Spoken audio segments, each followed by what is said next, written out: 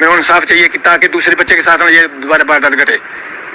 Madam वगैरह आ जाए, कोई कुत्ते को मार रहा है, कोई कुछ को मार रहा है, ये मैडम वगैरह आ जाए पूरा ही मेरे साथ। चलो चलो जनरल जो बोलता है, जो मिनिस्टर बोलता है, डिफेंस मिनिस्टर बोलता है, फलाना बोलता है कि ये कुछ नहीं करते। मैं बताता हूँ जाकर करके क्या क्या करते हैं। बिजली बंदे करते हैं काम। हम लड़ने के लिए भर्ती होते हैं। ये जो कसम खाते हैं ना, किसे करते हैं? ये लड़के मैंने कसम कराई, कसम करते हैं हम लड़ने की, देश की रक्षा के लिए, ना कि इनके कुत्ते और इनके बच्चे जन मैडम के कपड़े धोने के लिए करते हैं। किस लिए कसम खाते हैं? किसी को कोई आदमी बताइए इसलिए खाते हैं। किसी फौजी को पूछ लो जाकर। मैं संसद में रखूंगा किस लिए कसम खाते हैं? कसम मत खिलाओ, ऐसे भर्ती करो फौज में। चलो भाई 10 बंदे इस मैडम के पास, 10 उसके पास, लिख के आर्मी में जाएं।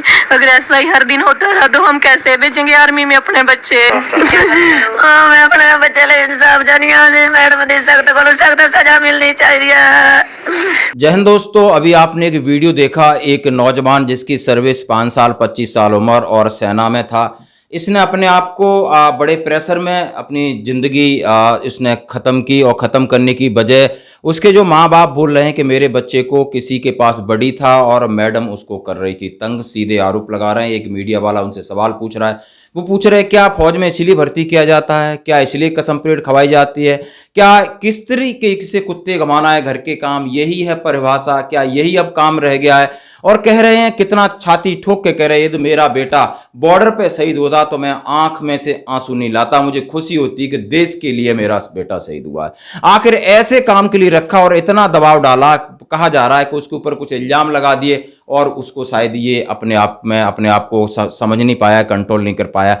आखिर ये माँ बाप का दर्द है, इसका जिम्मेदार कौन है? क्या वो बेटा जिम्मेदार है, सेना में गया, या सेना में वो गरीबी या बेरोजगारी जिम्मेदार है, या वहाँ की सत्ता और वहाँ की पावर जिम्मेदार है जो कि अपने तरीके से, अपने मनमाने तरीके से जवानों का इस्तेमाल करती है? ये सीधा आरोप लगाया कि आज एक जवान हुआ है, कई जवान होंगे या होते रहेंगे, आखिर कब लगेगा इस पर पूर्ण विराम?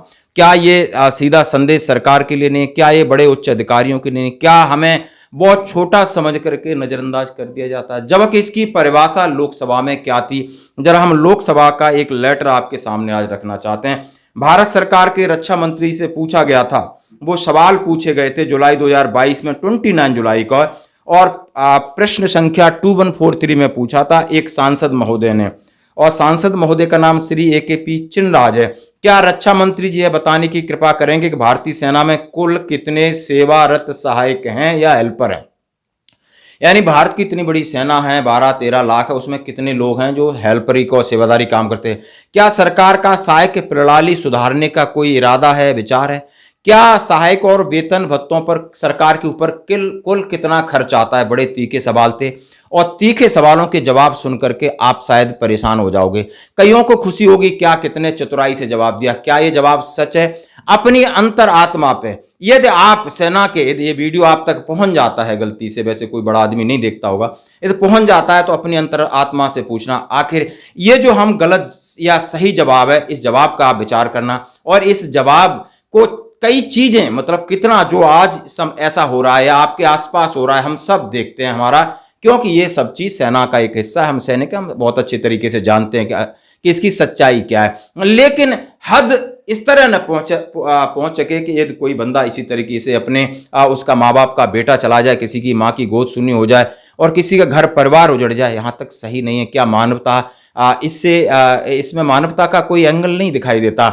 हम किसी भी बड़े हैं या छोटे हैं, भगवान ने बनाया है, आपके पास अच्छा सब कुछ था, लेकिन वक्त की बात थी कि वो आज यहाँ है, आप वहाँ पर, इसके साथ इस तरह ट्रीट किया जाए, ये कहाँ तक सही है? लेकिन जवाब जरा सुनिए रक्षा मंत्री जी का, शायद किसी ने लिख करके उन्हें दिया होगा, उन्हें नहीं पता होगा कि ये जवाब कितना सही है कितना गलत है।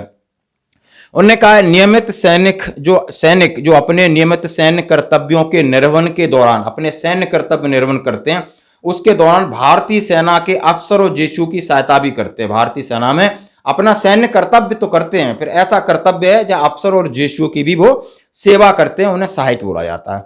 और इन्हें बड़ी और वो यूनिट या हेडक्वार्टर को प्राधिकृत युद्ध स्थापना स्केल्स में एकीकृत किया जाता है। मतलब इतना बड़ी हिंदी लिखी है कि यानी जब युद्ध है, यूनिट के एकीकरण के लिए बहुत है। और जिस तरह बड़ी को परिभाषित सैन्य कर्तव्य यूनिट के संगठनात्मक ढांचे का अभिन्न अंग होता है, इतना महिमा मंडित कर दिया कि यूनिट का जो संगठन है, यूनिट की, वो अभिन्न अंग होता है, बड़ी अभिन्न अंग होता है सहायक जो इस तरह काम करता है। थोड़ी बहुत तो इसमें कम करके बोलना था। युद्ध और शांति काल में उनके ऊपर विशिष्ट जिम्मेदारियां होती हैं। हाँ, सारी पीस टाइम में भी उनके ऊपर विशिष्ट जिम्मेदारियां होती है, विशिष्ट। युद्ध में भी विशिष्ट जिम्मेदारी होती है, वो एक्सरसाइज में भी नहीं जाता है, आपको सबको पता है, हमको पता है। ईमानदारी से पूछिए कौन सी जिम्मेदारी होती है। चलो आप सुन रहे हो, आप सही रख रहे हो तो पड़ोस में जरा झांक लीजिए, सब पता चल जाएगा। फील्ड युद्ध क्षेत्रों में जेशी और अफसर का साथ देता है, सहायता करता है, चाहे वो मानसिक सहायता भी देता है, शारीरिक सहायता देता है। युद्ध में वो इतना सक्षम होता है कि शारीरिक और मानसिक मतलब आपका मोराल भी वो अप कर देता है और आपको हीलिंग भी वही करता है, आपको मोटिवेशन भी वही करता है, क्योंकि वो 2-4 साल का जवान है, 8-10 क्लास पास है, उसके ऊपर सारा ही नॉलेज है, वो सब कुछ करता है। शारीरिक में बहुत बड़ा वो सक्षम होता है। हाँ, थोड़ा ठीक ठीक हिसाब से लगा लेना चाहिए था, बातचीत तो लिखा है। दूसरों की सहायता करता है, इतना करता है। बड़ी लड़ाकू सैनिक होते हैं और सेना का ऑपरेशन का भी हिस्सा करते हैं, ऑपरेशन का निष्पादन यानी ऑपरेशन का संचालन करते हैं। बहुत बड़ी बात है। ऐसा लग रहा है कि सब पूरे क्यों ना इतना ही इंपॉर्टेंट है, सबको सहायकी कर दिया जाए सेना के अंदर, ऐसा इस लेटर से प्रतीत होता है। राजकीय कोष यानी सरकार के पैसे के ऊपर कोई मस्त नहीं है, उसमें कोई घाटा नहीं उन्होंने लिखा है। और लेकिन ये आप चीजें देख सकते हो कि कितना प्यारा जवाब दिया है रक्षा मंत्री जी ने। धन्यवाद है रक्षा मंत्री जी, अब आप सेना की आपको इतनी समझ है, इतनी गहराई तक आप जानते हैं कि यूनिट के संगठनात्मक ढांचे का विश्व अभिन्न अंग होता है और कोई बोझ नहीं है, बिल्कुल सही है। तो आप समझ सकते हो कि ये एक क्लियरेंस मिल चुका है और इसी के ऊपर आपने अपने मन को समझाना है और अपनी भावनाओं को कंट्रोल करना है। और भगवान करे कि इस सिस्टम को ईश्वर के ऊपर छोड़ दिया है, क्योंकि और कोई है नहीं, ऊपर बैठा है भगवान।